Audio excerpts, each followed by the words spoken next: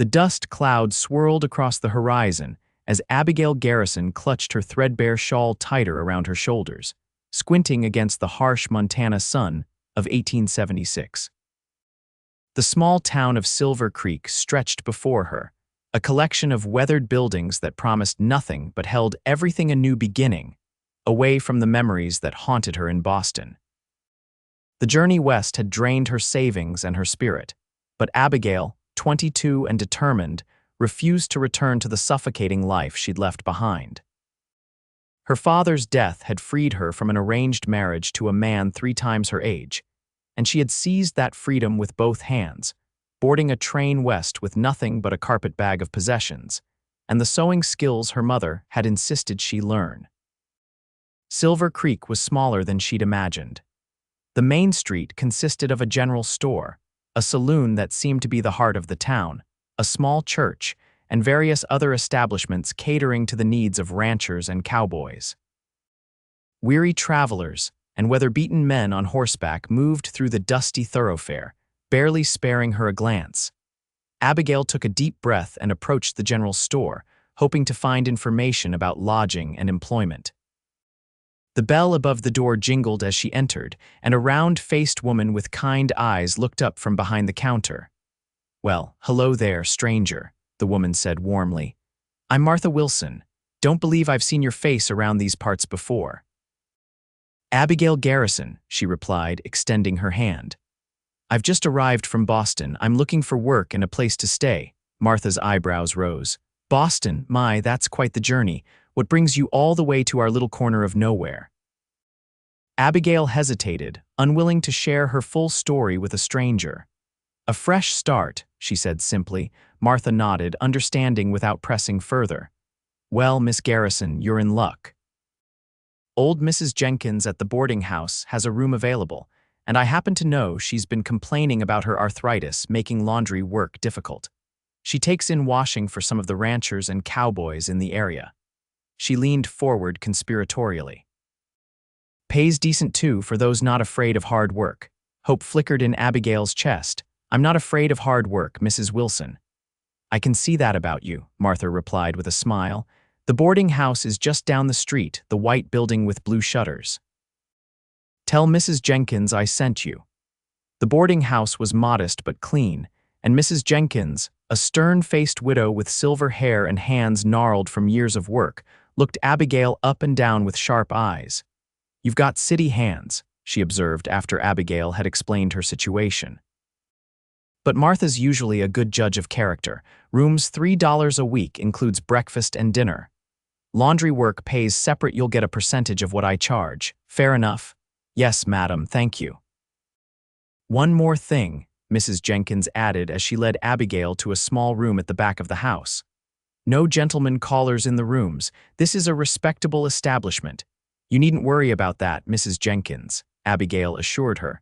"I haven't come west looking for a husband." The older woman's expression softened slightly. "That's what they all say, child. But I've seen plenty of girls come through with the same words on their lips, only to be married within the year. Something about this wild country makes people reach for connections." Abigail unpacked her meager belongings, placing her mother's silver hairbrush on the small dresser, the one luxury she'd allowed herself to keep. The room was sparse. A narrow bed, the dresser, a washstand, and a hook on the wall for her few dresses. But it was clean and private, more than she'd dared to hope for. The next morning, Mrs. Jenkins introduced her to the laundry shed behind the house. Massive copper boilers, washboards, mangles, and clotheslines filled the space. The work was harder than anything Abigail had done in her sheltered Boston life, but she tackled it with determination, learning quickly under Mrs. Jenkins' exacting tutelage. Days passed, then weeks. Her hands grew rough and red, but Abigail found unexpected satisfaction in the rhythm of the work. She learned the stories behind the clothing she washed, which shirts belonged to the blacksmith, which denims to the ranch hands from the Double Creek Ranch, which delicate blouses to the saloon girls. Summer was fading into autumn when Abigail first saw him. She was hanging sheets on the line, the morning sun warm on her back, when the sound of hooves made her look up. A rider approached the boarding house, his broad shoulders silhouetted against the sky. He dismounted with the easy grace of a man who'd spent his life on horseback, tying his chestnut stallion to the hitching post. He was taller than most men in Silver Creek, with sun-bronzed skin and hair the color of wheat, longer than was fashionable back east. His clothes were dusty from the trail, denim pants tucked into worn boots, a blue shirt with the sleeves rolled up revealing strong forearms, and a brown Stetson pulled low over his eyes. "Morning, madam," he called, touching the brim of his hat. His voice was deep with a hint of a southern drawl. "Is Mrs. Jenkins around?" Abigail straightened, pushing a loose strand of hair behind her ear. "She's gone to the general store. Can I help you?" he approached, and Abigail could now see his eyes a startling blue against his tanned face. "Name's Owen Armstrong. I work at the Rockingham Ranch about 10 miles east. Mrs. Jenkins does my washing. I'm Abigail Garrison. I've been helping Mrs. Jenkins with the laundry." She wiped her damp hands on her apron. "Did you bring your things to be washed?" He nodded, retrieving a canvas sack tied to his saddle. "Been on a cattle drive for 3 weeks. Everything's in dire need of soap and water." A smile tugged at the corner of his mouth, revealing a dimple in his right cheek. "Fair warning, it ain't pretty." Abigail took the sack, surprised by its weight. "I've seen worse, Mr. Armstrong." "When do you need these back?" "I'm in town for 2 days before heading back to the ranch." He shifted his weight, and Abigail noticed a slight stiffness in his left leg. "How much do I owe you?" "Mrs. Jenkins handles the payments. You can settle with her when you pick up your things." She hoisted the laundry sack. "I'll have these ready by tomorrow afternoon." Owen Armstrong tipped his hat again. "Much obliged, Miss Garrison." He turned to leave, then paused. "You're new in town, Boston, by the sound of it." Abigail raised an eyebrow, impressed by his ear for accents. "Yes. I arrived 2 months ago. Silver Creek must seem mighty small after Boston." "It's different," she admitted, "but not unwelcome." He studied her for a moment, those blue eyes surprisingly perceptive. "Well, welcome to Montana territory, Miss Garrison. I hope you find what you're looking for out here." With that, he mounted his horse and rode away, leaving Abigail staring after him, the heavy sack of laundry momentarily forgotten in her arms. That evening, as she sorted through Owen Armstrong's clothes, Abigail found herself wondering about the man. His laundry told some of his story, the quality of his shirts better than most cowboys, the careful mending of tears suggesting he took pride in his appearance despite the rough life he led. A folded piece of paper fell from one of the pockets, a letter addressed to O. Armstrong-esque, in an elegant hand. Abigail quickly refolded it, chiding herself for her curiosity. A gentleman's correspondence was private, even if that gentleman was a cowboy with trail dust in his hair and a slight limp in his walk. She worked late into the night, determined to finish his laundry first. Mrs. Jenkins raised an eyebrow at Abigail's dedication, but made no comment beyond. "The Rockingham pays promptly. Old man McAllister runs a tight ship." The next afternoon, Abigail was alone at the boarding house when Owen Armstrong returned. She had just finished folding his clothes, now clean and pressed, and was placing them in a fresh canvas sack. "Afternoon, Miss Garrison," he said, removing his hat as he entered the laundry shed. "Mrs. Jenkins not around again. She's resting. Her arthritis is troubling her today." Abigail handed him the sack. "Everything's clean. I mended the tear in your blue shirt and replaced a button on the gray one." Owen looked surprised. "That's mighty kind of you. What do I owe?" $1.20. He reached into his pocket and handed her $2 silver. "Keep the change for the mending." "That's too much, Mr. Armstrong, not for the quality of the work." His eyes met hers, and something flickered their appreciation, perhaps, or something warmer. "I haven't had clothes this well tended since I left Virginia." "You're from Virginia?"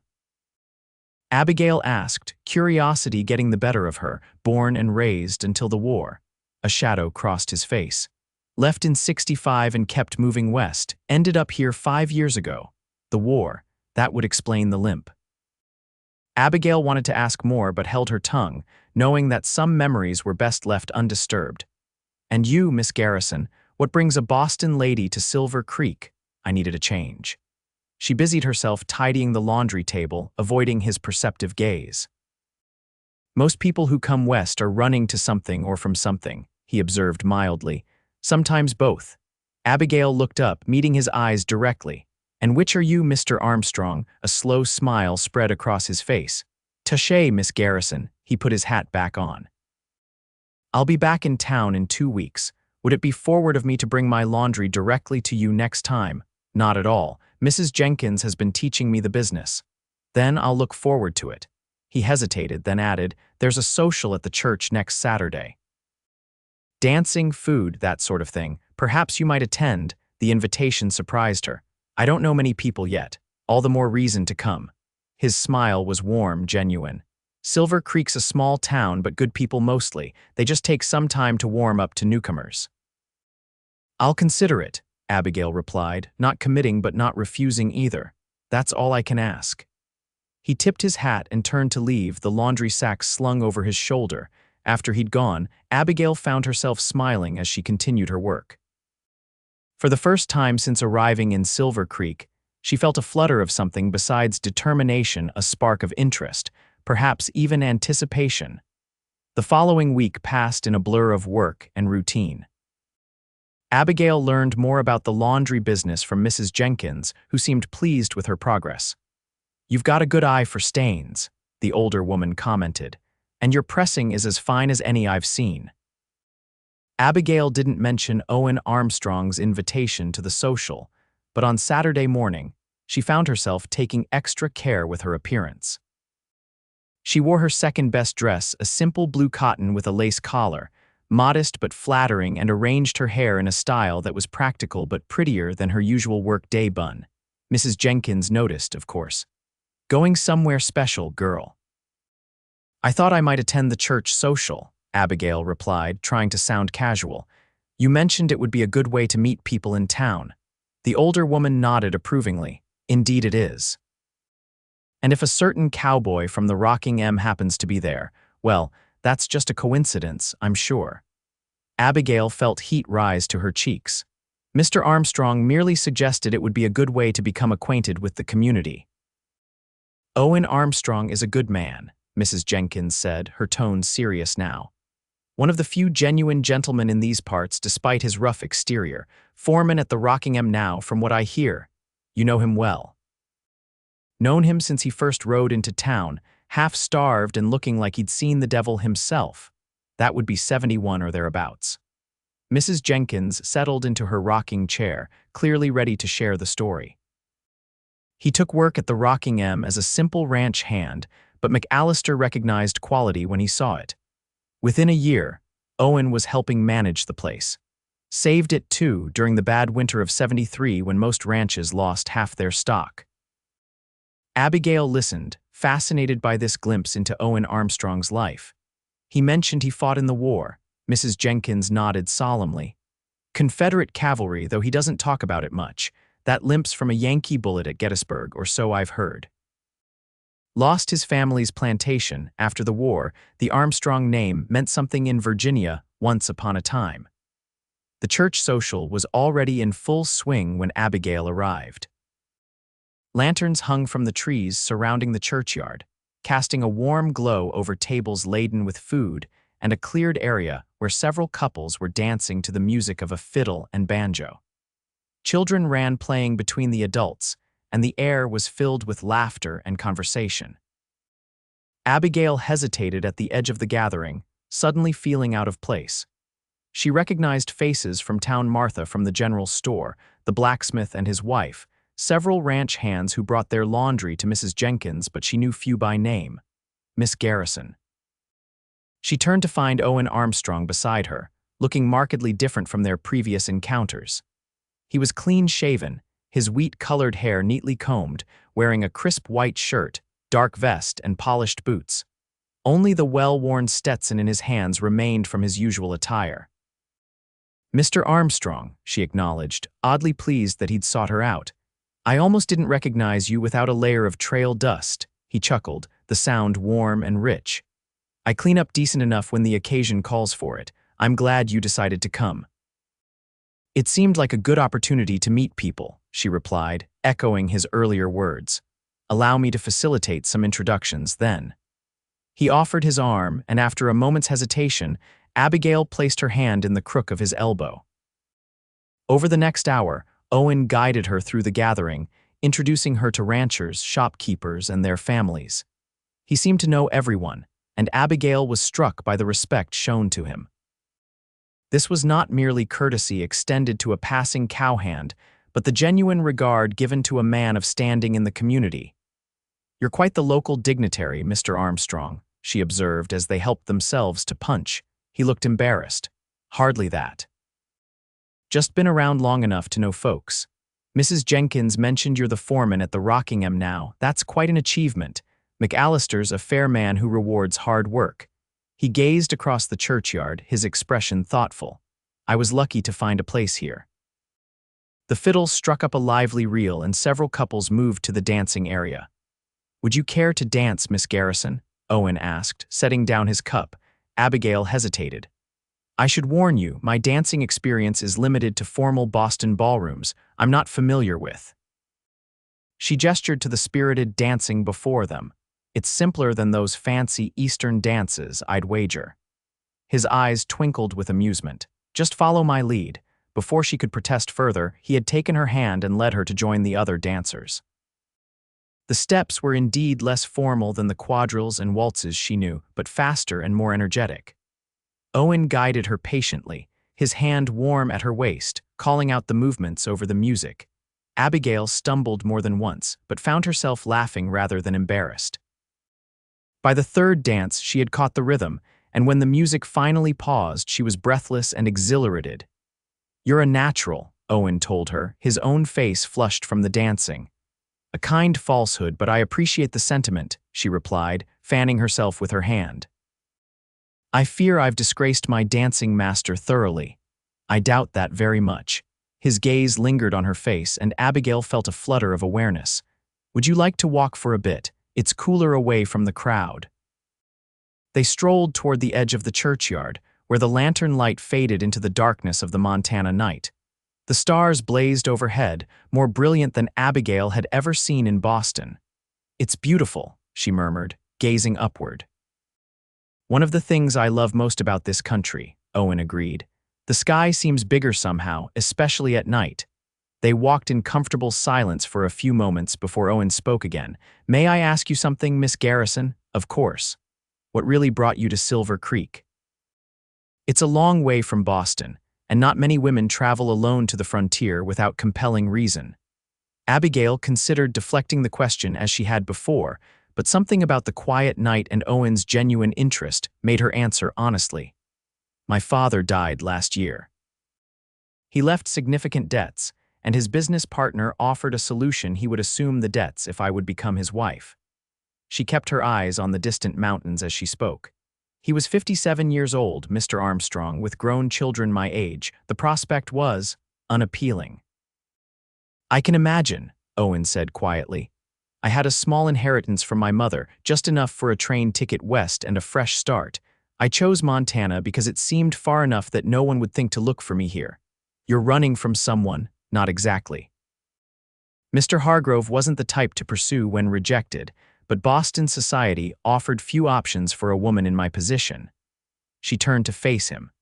"I needed to go somewhere I could support myself honorably without the weight of my father's mistakes following me." Owen nodded, understanding in his eyes.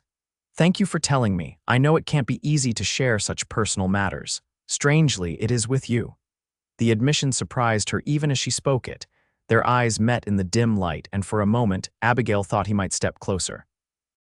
Instead, he cleared his throat and gestured back toward the church. "We should probably return before people start to talk. Small towns and their gossip, you know." The remainder of the evening passed pleasantly.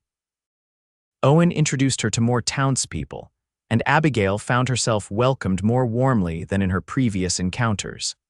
By the time he escorted her back to the boarding house, she felt a tentative sense of belonging. "Thank you for a lovely evening, Mr. Armstrong," she said as they reached the porch. "Owen, please, after sharing dances and confidences, I think we can dispense with some formality." "Owen," she repeated, testing the name. "Then you must call me Abigail, Abigail." He smiled, and in the soft light from the boarding house window, she could see the warmth in his eyes. "I'll be bringing my laundry by in a few days if that's still acceptable. I look forward to it." He took her hand then, raising it briefly to his lips in a gesture that belonged more to a Virginia plantation than a Montana boarding house. "Good night, Abigail," she watched him walk away, a curious mixture of emotions stirring within her.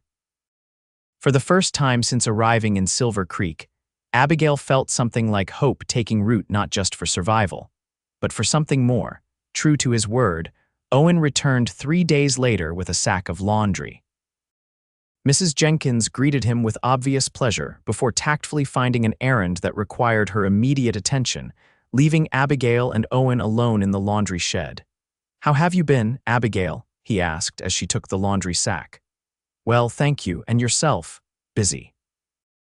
We're preparing for winter at the ranch. McAllister wants extra hay cut before the first frost." He leaned against the doorframe, watching as she sorted his clothes. "I've been thinking about what you told me, about why you came west." Abigail's hand stilled. "Oh. It takes courage to leave everything familiar behind and start anew.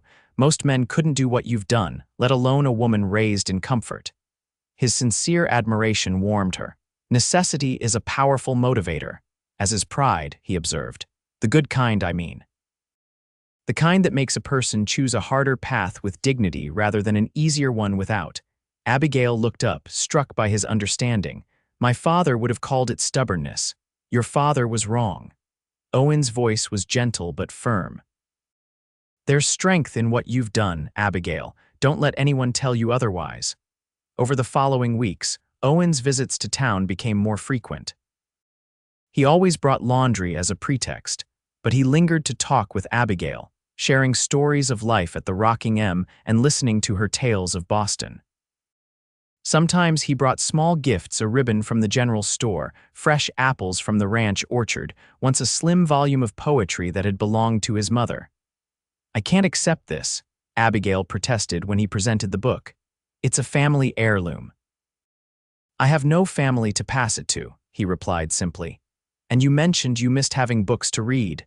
Abigail ran her fingers over the worn leather binding, touched beyond words. "Thank you, I'll treasure it." As autumn deepened toward winter, Abigail found herself looking forward to Owen's visits with increasing anticipation. His quiet strength and gentle humor had become bright spots in her days of endless washing and ironing. Mrs. Jenkins observed their growing friendship with knowing eyes, but made no comment beyond an occasional knowing smile. Silver Creek prepared for winter with a flurry of activity. The general store stocked extra supplies, ranchers brought in the last of their cattle from summer pastures, and the boarding house laid in cords of firewood. Abigail, now fully trained in all aspects of the laundry business, took on more responsibility as Mrs. Jenkins's arthritis worsened with the colder weather.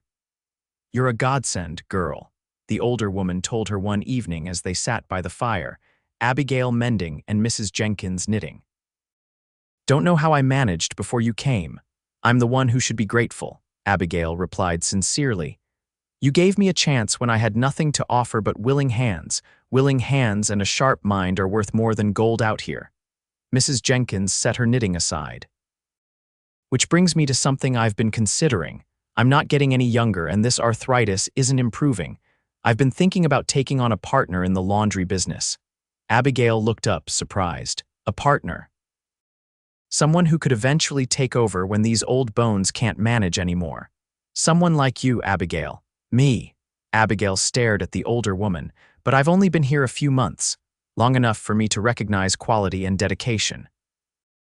Mrs. Jenkins leaned forward, her expression serious. "You've got a good head for business, you're not afraid of hard work, and you've improved our methods. The offer's genuine, think about it." Abigail sat back, overwhelmed by the unexpected proposal. "I don't know what to say nothing now." "Sleep on it." Mrs. Jenkins picked up her knitting again. "And if a certain cowboy's opinion matters to you in making your decision, well, that's your business." The first snow fell the following week, transforming Silver Creek into a white wonderland. Abigail marveled at the pristine beauty, so different from the gray slush of Boston winters. The laundry business slowed with the colder weather. Clothes took longer to dry, and fewer people ventured into town from outlying ranches. She hadn't seen Owen for nearly 2 weeks when he appeared at the boarding house door one frosty morning, his horse stamping impatiently behind him. "Owen," Abigail exclaimed, pleasantly surprised. "We weren't expecting you in this weather." "Had to come to town for supplies," he explained, brushing snow from his coat. "Thought I'd check on you and Mrs. Jenkins. How are you managing with the cold?" "Well enough. The laundry shed's warm with the boilers going, and Mrs. Jenkins keeps a good fire in the house." She ushered him inside, noticing that his limp seemed more pronounced in the cold. "Come in and warm yourself. I just made coffee." In the kitchen, Owen removed his gloves and held his hands toward the stove. Winter came early this year. "McAllister's concerned about the cattle if it stays this cold. Is there anything to be done? We're moving the herd to the lower pastures where there's more shelter." He accepted the coffee Abigail offered, his cold fingers brushing against hers. "But that's enough ranch talk. How have you been?" "Well, actually, I have news." Abigail sat across from him, cradling her own cup. "Mrs. Jenkins has offered to make me her partner in the laundry business." Owen's face lit up. "Abigail, that's wonderful. Are you going to accept? I'm considering it." "It would mean staying in Silver Creek permanently." She watched his reaction carefully. "I'd been saving to perhaps move on to a larger town eventually. And now I'm not sure what I want." That wasn't entirely true. Increasingly, what Abigail wanted was somehow tied to the man sitting across from her, though she hardly dared acknowledge it even to herself. Owen seemed to understand what she wasn't saying. "Silver Creek has its advantages. Good people, room to grow." His eyes held hers. "Reasons to stay." "Yes," she agreed softly. "It does." The moment stretched between them, charged with unspoken possibility. Finally, Owen set down his cup. "I should get back to the ranch before the snow gets worse, but I wanted to ask you something first." "What is it?" "The town's holding a Christmas celebration in 2 weeks. Dinner at the church, music, that sort of thing." He hesitated, then continued more firmly. "I'd be honored if you'd attend with me, as my guest specifically." The distinction was clear. This was not a casual invitation, but something more intentional. "I'd like that very much," Abigail replied, her heart quickening. His smile was worth braving a dozen Montana winters. "Good, that's good." He stood, reluctance evident in his movements. "I'll see you then, if not before." At the door, he paused. "Abigail, for what it's worth, I think you'd make an excellent business owner. Mrs. Jenkins is wise to recognize your value." After he'd gone, Abigail stood at the window watching his figure recede into the swirling snow, a sense of possibility warming her more effectively than the kitchen stove. The days leading up to the Christmas celebration were busy with preparations. Abigail helped Mrs. Jenkins bake pies and cookies for the event, and spent an evening carefully refreshing her best dress, a deep green wool that she had brought from Boston. The night before the celebration, she stayed up late adding a new lace collar she had purchased from the general store, wanting to look her best. Snow had fallen intermittently for days, but the morning of the celebration dawned clear and bright, the world sparkling under a blanket of white. Abigail woke early, too excited to sleep late despite the previous night's sewing. "You look prettier than a spring morning," Mrs. Jenkins declared when Abigail emerged in her green dress, hair arranged in soft curls around her face. "That cowboy of yours won't know what hit him." "He's not my cowboy," Abigail protested, though the thought sent a pleasant flutter through her stomach. "Not yet, perhaps," the older woman replied with a knowing smile. "But I've seen the way he looks at you, girl, and the way you look at him when you think no one's watching." Owen arrived precisely at noon, driving a sleigh borrowed from the Rockingham. He looked more handsome than ever in a dark suit and freshly trimmed hair, though he still wore his familiar Stetson. "You look beautiful," he said simply when Abigail appeared, his admiration evident in his eyes. The ride to the church was magical. Owen had lined the sleigh with blankets and heated bricks for warmth, and as they glided over the snow, Abigail found herself drawing closer to him, partly for warmth and partly from a desire to be near him.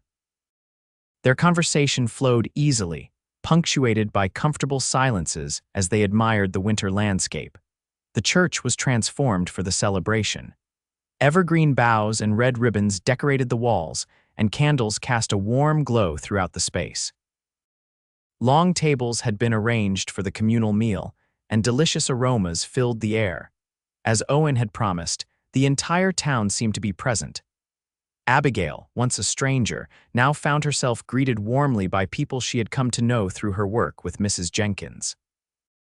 Several women complimented her dress, and Martha from the general store made a point of introducing her to newcomers as our Abigail.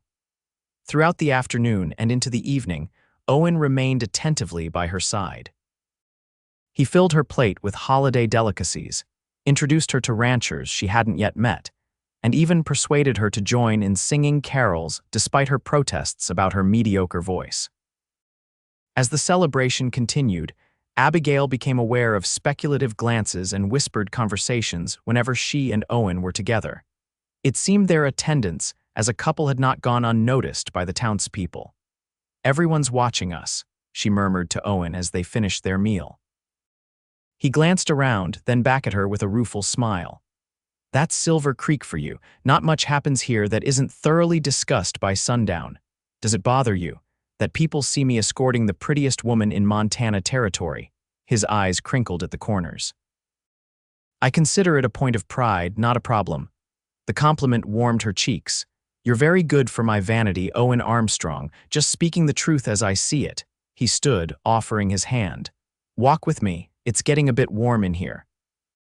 Outside, the early winter evening had already brought darkness, but the churchyard was lit with lanterns. A light snow had begun to fall again, dusting Owen's shoulders and catching in Abigail's hair as they walked. "Are you cold?" he asked, noticing her slight shiver. "A little," she admitted. Without hesitation, he removed his coat and draped it around her shoulders. The wool carried his scent leather, pine, and something uniquely Owen, and its warmth enveloped her immediately. "Now you'll be cold," she protested. "I've weathered worse." He guided her to a sheltered spot beneath the church eaves. "Abigail, there's something I've been wanting to tell you." His serious tone made her heart quicken. "What is it?" "McAllister's retiring come spring. He's offered to sell me a share in the Rockingham." Owen's expression was a mixture of pride and uncertainty. "It's what I've been working toward for years, but it's a big step." "Owen, that's wonderful," Abigail exclaimed, genuinely happy for him. "You'd be part owner of one of the largest ranches in the territory." "It's a good opportunity," he agreed, "but it would mean deeper roots here, a permanent commitment to this place." The parallels to her own decision about Mrs. Jenkins' offer weren't lost on Abigail. "We both seem to be at crossroads. That's partly why I wanted to talk to you." Owen took a deep breath, seeming to gather his courage. "Your decision about Mrs. Jenkins' offer. I hope you know that my feelings for you aren't dependent on whether you stay in Silver Creek." "Your feelings." Abigail's pulse jumped at the words. "I care for you, Abigail. More than I expected to care for anyone again after the war." His blue eyes were earnest in the lantern light. "If your dreams lead you elsewhere, I'll understand, but I wanted you to know where I stand before you decide." Abigail felt as though her heart might burst from her chest. "And where exactly do you stand, Owen Armstrong?" A smile tugged at his lips. "Currently, in the snow outside a church, wearing no coat, telling a beautiful woman that I'm falling in love with her despite my best intentions to be cautious and sensible. Falling in love." She repeated, hardly daring to believe what she was hearing. "Completely, it seems." He took her gloved hands in his. "I know it hasn't been long, and I'm not asking for promises. Just consider me as you make your plans, that's all I ask." Abigail looked into his face, this man who had shown her nothing but kindness and respect, who had never pressed for more than she was ready to give, who looked at her now with such vulnerable hope. In that moment, her decision about Mrs. Jenkins' offer crystallized with perfect clarity.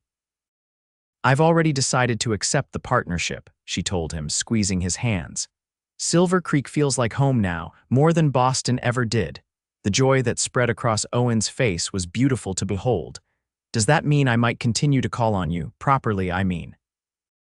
"I would be disappointed if you didn't."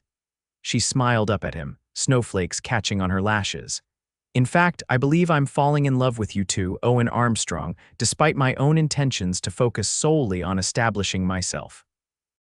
For a heartbeat, he simply stared at her as if making sure he had heard correctly. Then, slowly, giving her every chance to withdraw, he lowered his face to hers. Their first kiss was gentle, a whisper of promise in the snowy night. Owen's lips were warm against hers, his hand coming up to cradle her cheek with infinite tenderness. When they parted, his eyes searched hers, and whatever he saw there made him smile with breathtaking happiness. "Merry Christmas, Abigail Garrison," he murmured. "Merry Christmas, Owen." The weeks following the Christmas celebration were the happiest Abigail had known. Owen called on her regularly, sometimes bringing small gifts, other times simply spending an hour in conversation before returning to the ranch. Their courtship progressed with a sweet deliberateness that Abigail treasured, each visit deepening their understanding of one another. Winter tightened its grip on Silver Creek. Heavy snowfalls made travel difficult, and Owen's visits became less frequent as his responsibilities at the Rocking M demanded more attention. Abigail threw herself into learning the business aspects of the laundry, as Mrs. Jenkins began teaching her about account keeping, pricing, and managing seasonal fluctuations. "You've got a good head for figures," Mrs. Jenkins observed one evening as they reviewed the accounts. "Better than mine, truth be told. My father insisted I learn basic bookkeeping," Abigail explained. "He said even if I married well, I should understand how money works. Smart man for all his other failings." Mrs. Jenkins closed the ledger. "Have you given any thought to expanding the business come spring?" "Expanding. There's demand for fine laundering that we can't meet with just the two of us. If we hired a girl or two to help with the washing, you could focus on the special items, the fine linens and delicate things that bring the best prices." The idea appealed to Abigail immediately. "We could offer more services, too: specialized starching, finer pressing for ladies' garments." "Exactly." Mrs. Jenkins nodded approvingly. "You've got vision, girl. We'll make a proper businesswoman of you yet." In late January, a brutal blizzard struck the territory. For 3 days, Silver Creek was buried under drifting snow, with winds so fierce they rattled the boarding house windows. Abigail worried constantly about Owen, knowing the storm would make conditions at the ranch dangerous. When the storm finally broke, leaving behind a crystalline landscape of pristine white, the town slowly emerged to assess the damage. Roofs had collapsed, livestock had been lost, and the road to the nearest large town was impassable. It was nearly a week before Owen appeared at the boarding house, his face gaunt with exhaustion. "We lost a dozen head of cattle," he reported as Abigail urged him toward the fire. "Would have been more if not for the new shelters we built in the fall. You look like you haven't slept in days," she chided gently, bringing him hot coffee. "Not much," he admitted, "but we've weathered the worst of it. The men can handle things for a day while I came to check on you." His concern touched her deeply. "We're fine. The boarding house is sturdy and we had plenty of supplies. I was worried." He caught her hand, drawing her down to sit beside him. "All I could think about during the worst of the storm was getting back to you." Abigail leaned against him, savoring his solid presence. "I was afraid for you too." They sat in comfortable silence for a time, hands intertwined, before Owen spoke again. "I've been thinking, Abigail, about the future." "Oh," she looked up at him, curious. "McAllister and I finalized our agreement yesterday. Come April, I'll officially be part owner of the Rocking M." Pride and determination mingled in his voice. "There's a foreman's house on the property, nothing fancy but solid. It needs a woman's touch, though." Abigail's heart began to race. "Does it?" "Very much so." He shifted to face her directly. "I know this isn't the romantic setting I'd planned, and I'm hardly at my best after a week of storm work, but I can't leave without asking." He reached into his pocket and withdrew a small velvet pouch. From it, he produced a ring, a delicate gold band set with a small pearl surrounded by tiny diamonds. "It was my mother's," he explained, his voice rough with emotion. "The one thing I kept when I left Virginia." Abigail stared at the ring, then at Owen's face, her eyes filling with tears. "Abigail Garrison, I love you, more than I thought possible after all I've seen and lost." He took her hand, his own trembling slightly. "Would you do me the extraordinary honor of becoming my wife?" Joy welled up inside her, so intense it was almost painful.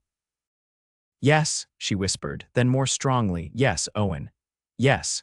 His smile was radiant as he slipped the ring onto her finger. It fit perfectly, as if meant for her all along. Owen drew her into his arms, his kiss conveying all the love and promise of their future together. When they finally parted, Abigail rested her forehead against his. What about the laundry business, my partnership with Mrs. Jenkins? That's for you to decide, Owen assured her. I'd never ask you to give up something that matters to you. The ranch is only 10 miles from town. You could still be involved if you wished. His understanding only confirmed what Abigail already knew, that she had found a rare man who valued her independence and abilities as much as her affection. Mrs. Jenkins was unsurprised when they shared their news. About time, the older woman declared, examining the ring with approval. I was beginning to think you two would dance around each other until spring. You don't mind about the partnership? Abigail asked anxiously. Mind.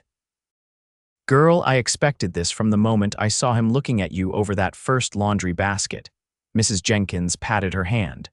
We'll work something out. Maybe you'll oversee the business from a distance, or perhaps we'll find another arrangement. The important thing is that you've found happiness. Word of their engagement spread quickly through Silver Creek. The town's reaction was overwhelmingly positive. Owen was respected, and Abigail had earned her own place in the community through hard work and quiet dignity. Martha from the general store organized an impromptu celebration, and even the saloon owner sent over a bottle of his finest whiskey with congratulations. Winter gradually loosened its grip on the land. As February turned to March, the snow began to recede, revealing the first hints of green beneath. Owen divided his time between ranch work and preparing the foreman's house for Abigail, riding into town whenever weather permitted.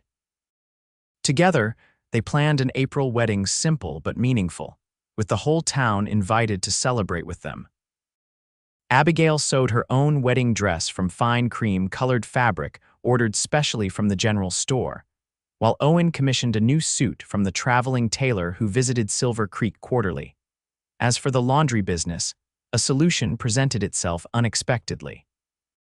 Mrs. Jenkins' niece arrived from Minnesota, a cheerful widow seeking a fresh start after losing her husband to pneumonia. Elizabeth Jenkins was capable and quick to learn, and within weeks, she and Abigail had developed a plan that would allow Abigail to remain involved in the business while living at the ranch. I'll come to town twice a week to handle the books and the special orders, Abigail explained to Owen as they walked along Silver Creek's Main Street one mild March afternoon. Elizabeth will manage the day-to-day operations with Mrs. Jenkins. Sounds like you've thought of everything, he said admiringly. McAllister's wife says she'll be pleased to have another woman at the ranch. She's already planning a vegetable garden for you next to the house. Abigail smiled at the thought. I've never grown vegetables before. It will be an adventure. Our whole life will be an adventure, Owen replied, squeezing her hand. Speaking of which, I have something to show you. He led her to the general store, where Martha greeted them with a knowing smile. It's ready, Owen, in the back room. Curious, Abigail followed Owen through the store to the small storage area. There, standing against the wall, was a large wicker laundry basket bigger and sturdier than any Abigail had used before, with a wooden frame reinforcing the sides and comfortable handles. I had it made specially, Owen explained, watching her reaction. The basket maker in Helena designed it based on my description. It should hold twice as much as your current ones and be easier on your hands. Abigail ran her fingers over the smooth wicker, touched beyond words by the thoughtful gift. It represented perfect understanding of her work and her needs, practical yet personal. It's wonderful, she said softly. Thank you. Owen lifted the basket, slinging it easily over his arm. Let me carry it back to the boarding house for you. As they walked together in the golden afternoon light, Abigail felt a surge of gratitude for the twist of fate that had brought her to Silver Creek. From desperate flight to newfound purpose and love, her journey had been unexpected but perfect in its way. At the boarding house, Owen set the basket down on the porch and turned to her with a smile that made her heart skip. I'll carry your laundry basket anytime, he said, his voice warm with affection. Then more softly he added, "And I'll carry your heart too, Abigail, for all the days of my life." She rose on tiptoe to kiss him, uncaring who might see, "And I'll carry yours."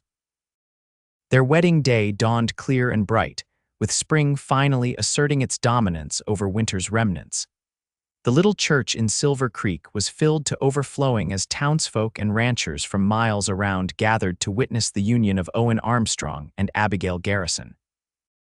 Mrs. Jenkins, resplendent in her best dress and serving as Abigail's matron of honor, dabbed at her eyes as Owen and Abigail exchanged their vows.